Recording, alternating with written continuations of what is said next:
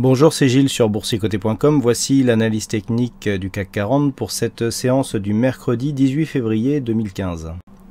Avec finalement une séance assez particulière aujourd'hui. Hier, j'attirais votre attention sur cette zone de support que nous venions de tracer. Je vous disais que normalement, après un contact avec le support, pour valider la poursuite du mouvement haussier, eh bien, il fallait marquer un nouveau plus haut significatif. Alors, c'est ce que nous avons fait dès aujourd'hui avec un plus haut dès l'ouverture, puisque le CAC 40 a ouvert sur un gap haussier, gap qui n'a pas été comblé, avant de revenir en clôture à 4799,03, donc on a testé les 4800 points aujourd'hui, ce qui fait que le CAC 40 gagne 0,95% sur cette séance, avec 45 points gagnés par rapport au cours de clôture d'hier. Donc on valide la poursuite du mouvement haussier avec un nouveau point haut significatif. Donc on respecte la poursuite du mouvement. Hier je vous indiquais qu'après chaque contact il fallait venir marquer un nouveau plus haut significatif. Donc c'est ce qui a été fait ici. Ici contact, on marque un nouveau plus haut significatif. On refait un contact et on remarque un plus haut significatif. Donc on est vraiment dans la poursuite d'un mouvement. Chose nouvelle, on revient tester ici la bande de Bollinger supérieure. Donc c'est une configuration très spécial que nous avons en ce moment. Si on élargit un petit peu la vue, on a une première dynamique ici et une deuxième dynamique là. Là où c'est très spécial, c'est que entre ces deux dynamiques, il n'y a pas de pause. C'est-à-dire que ici, on vient attaquer ici la bande de Bollinger dans un premier temps, et puis ensuite on revient l'attaquer dans un deuxième temps, mais sans passer par la case moyenne mobile 20 exponentielle, pour reprendre une citation célèbre. Donc on est vraiment dans une phase où les cours sont suspendus, c'est-à-dire suite à cette forte phase de hausse, il n'y a eu aucun mouvement de retracement, et donc on continue ici sur une dynamique haussière certes différente, mais qui continue à provoquer des hausses sur l'indice parisien. Donc on est dans une poursuite de mouvement. Évidemment qu'il est très difficile de rentrer sur ce marché, je ne vous le cache pas, du fait justement de ce manque de consolidation.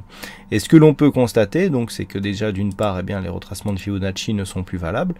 C'est que malgré un surachat qui était marqué sur certains indicateurs, notamment le stochastique, qui est en surachat depuis, on est entré le 15 janvier, donc ça fait plus d'un mois que le stochastique est en surachat, le RSI lui revient en surachat. Ça aussi c'est une configuration assez rare. On a ici une phase de surachat sur le RSI et une seconde phase ici sans zone de consolidation sur ce même indicateur. C'est vraiment des configurations que l'on rencontre peu souvent, et cela s'explique en général lorsque l'on rencontre ce genre de configuration. On avait vu la même chose à la mise en place du quantitative easing américain. Voilà, au même mot, les mêmes effets. Et donc depuis la mise en place, donc là je vous rappelle que sur cette phase, donc tout a démarré ici d'un soubresaut dû à la Banque nationale suisse. Suite à cet événement, les investisseurs se sont dit, tiens, si la Suisse fait ça, c'est qu'il y a mise en place d'un quantitative easing. Donc ici on a anticipé, et puis une fois que le quantitative easing a été déclaré, on a terminé ici la hausse, et depuis on s'inscrit dans un mouvement haussier beaucoup moins dynamique. Donc on est toujours dans la poursuite de ce mouvement. Là où il sort de l'ordinaire, c'est qu'effectivement il n'y a pas de phase de consolidation comme je vous l'indiquais à l'instant. Dans ce contexte, donc, nous avons vu que les oscillateurs sont surachetés. Le MACD est neutre. Vous voyez qu'on a eu ici la forte dynamique, on a eu la phase de consolidation qui n'a pas du tout eu lieu. Et donc là on se stabilise autour de la zone d'équilibre, donc on est neutre sur le MACD. On a des volumes qui sont relativement faibles. Alors ça c'est nouveau, autant précédemment nous avions des volumes qui restaient plutôt dans la moyenne sur cette première phase, autant là depuis 2-3 séances, on continue à venir marquer de nouveaux points hauts significatifs, déjà dans un contexte où les bandes de Bollinger se resserrent, c'est relativement visible sur ce graphe. Si on descend, voilà un petit peu, on voit bien ici que la bolle supérieure descend alors que la bolle inférieure monte. Donc ça montre qu'il y a aussi normalement une perte de la dynamique qui est largement visible. On se resserre depuis à peu près cette partie-là, et on voit que c'est surtout la volatilité qui baisse. C'est relativement visible aussi sur le schéma des volatilités. Vous voyez que autant hier on avait une volatilité légèrement supérieure à la moyenne, et là on s'inscrit avec une volatilité vraiment faible, 0,64% de volatilité intraday sur cette séance, c'est très très faible. Ça s'explique lundi car nous avions jour férié aux États-Unis, donc je dirais que c'était même presque anticipé. Mais sur cette séance, voilà, surtout après l'ouverture d'un gap haussier, eh bien on n'a pas du tout de dynamique. Alors ça aussi c'est un schéma qui est difficile à analyser, je ne vous le cache pas. On a ici l'inscription d'un gap haussier, quasiment pas de volonté de combler ce gap, et puis on monte, mais alors dans une, je dirais dans une torpeur et dans un mouvement. D'ailleurs on a été plus neutre, hein, on a eu un grand range hein, aujourd'hui entre 4777 et 4805 points, et puis finalement on a oscillé dans cette zone. Mais suite justement à l'apparition de ce gap, eh bien il n'y a pas eu je dirais de relais. Hein, c'est-à-dire qu'on n'a pas eu ici le relais qui aurait pu faire que eh bien voilà, ce gap constitue la cassure d'un point haut significatif et donc on continue. Non, on s'inscrit dans un mouvement ici relativement faible. À noter toutefois, un élément assez important, c'est que si on trace ici une zone horizontale sur le point haut que nous avons eu le 13, vendredi, eh bien on est venu chercher cette zone de point haut comme zone de support. Donc ça par contre c'est un élément qui valide la poursuite du mouvement haussier puisque nous avons des zones de point haut qui se transforment en zone de point bas sur cette séance. Donc on valide ici comment dire, l'inscription de ce nouveau plus haut, puisqu'en fait dès l'ouverture on avait un nouveau plus haut vu qu'on s'est inscrit en gap et que le gap englobait justement cette zone de plus haut. On est juste venu la rechercher comme zone de support et ensuite on a validé la poursuite du mouvement haussier. Donc quelque part c'est faible comme dynamique mais toujours haussier. C'est pas parce que, je le dis souvent, c'est pas parce qu'on a un affaiblissement de la dynamique que l'on a forcément un retournement. C'est une configuration que nous rencontrons de temps en temps.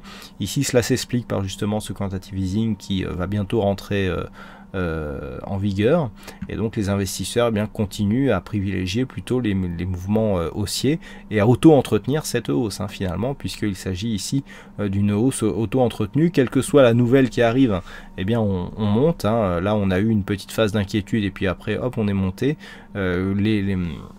Si les entreprises délivrent de bons chiffres, ça monte, et puis même si c'est un peu décevant, ça continue à monter quand même. Donc voilà, c'est très compliqué. Il est vrai que si on a l'habitude de rentrer long sur repli, vu qu'on n'a pas de repli, on commence à voir passer ici ce train de hausse qui nous a porté de cette zone ici des 4100 points jusqu'à 4800 points sans quasiment aucun mouvement de retour de respiration, hormis ici cette phase de baisse liée à la BNS, mais c'était très compliqué de se placer là-dessus puisque c'était quand même un peu la panique. Depuis, voilà, on a des signaux, on a ici ce gap qui, je le rappelle, reste toujours partiellement comblé et donc qui valide la poursuite du retournement puisqu'il s'inscrit ici sur une zone de point bas significatif, et donc on poursuit. Donc dans ce contexte, on reste haussier. Toutefois, on commence à rentrer ici sur une zone qui est extérieure bande de Bollinger. On clôture d'ailleurs à l'extérieur des bandes de Bollinger. Donc il y a quand même ici des effets d'excès qui peuvent apparaître, mais dans ce genre de configuration, lié justement au quantitative easing, on peut continuer ici à poursuivre le long de cette bande de Bollinger, un peu comme ce que l'on avait fait ici sur cette phase. Vous voyez qu'on était venu ici, on clôturait à l'extérieur des bandes de Bollinger, mais ça n'empêchait pas le CAC de continuer à monter. Donc c'est un signal ici, le fait que l'on vienne sur la bolle, voilà, ça traduit qu'en général, surtout après une phase de hausse, on devrait se retourner, mais ce n'est pas un élément qui se reproduit à 100%. Donc à noter donc cette clôture extérieure bol dans un contexte où les bols se resserrent et où les indicateurs sont en surachat. Donc tant que l'on reste ici au-dessus de cette zone de 4780, le petit mouvement de consolidation s'apparentera plus à une phase de stabilisation, un peu comme ce que nous avions précédemment. On avait eu ce genre de mouvement avec ici donc un point haut, et ici hop on ouvre ici sur un gap que l'on referme là par contre, et puis on se stabilise autour de ce point haut, à part là sur une petite inquiétude, on vient rechercher un point bas et puis hop on se réinscrit, on casse et puis on se stabilise sur cette zone. Donc on peut très bien continuer à jouer cette stratégie pendant quelques temps, et donc cette stratégie sera valable tant que l'on sera au-dessus des 4780, entre 4780 et 4800 points. Je rappelle que l'objectif de cette phase haussière depuis la rupture de la zone des 4746 points, c'est 4800, on est à 54 je crois au niveau de la résistance. Donc pour l'instant on peut venir chercher cette cette résistance. Par contre, si les cours venaient à se combler et puis à repasser sous 4745, alors le premier élément à surveiller, ça serait ici, donc pour demain, cette zone des 4700 points, puisqu'elle vient ici converger avec la zone de support que nous venons de tracer. Et par contre, sur une éventuelle rupture, donc ça peut être demain ou dans les prochains jours, de cette zone de support, là on aura un signal de retournement. Mais pour l'instant, celui est assez peu probable. Alors, toujours est-il que on a vu qu'en Ukraine, a priori, il y a encore quelques petits remous. Du point de vue de la Grèce, on a des rumeurs comme quoi les choses pourraient s'arranger, mais aucune certitude. Donc on est quand même dans un contexte où, que ce soit en géopolitique ou en macroéconomie, il pourrait y avoir des surprises. Donc prudence tout de même. Voilà donc ce que l'on peut dire sur cette analyse technique du CAC 40. Alors, au niveau des statistiques, les statistiques souvent prises en défaut, puisque ce ne sont pas des mouvements que l'on retrouve souvent sur les marchés. Nous sommes dans une phase où les statistiques nous donnent assez peu d'occurrences. Donc on va être encore plus équilibré, puisque pour demain, c'est vraiment du 50-50.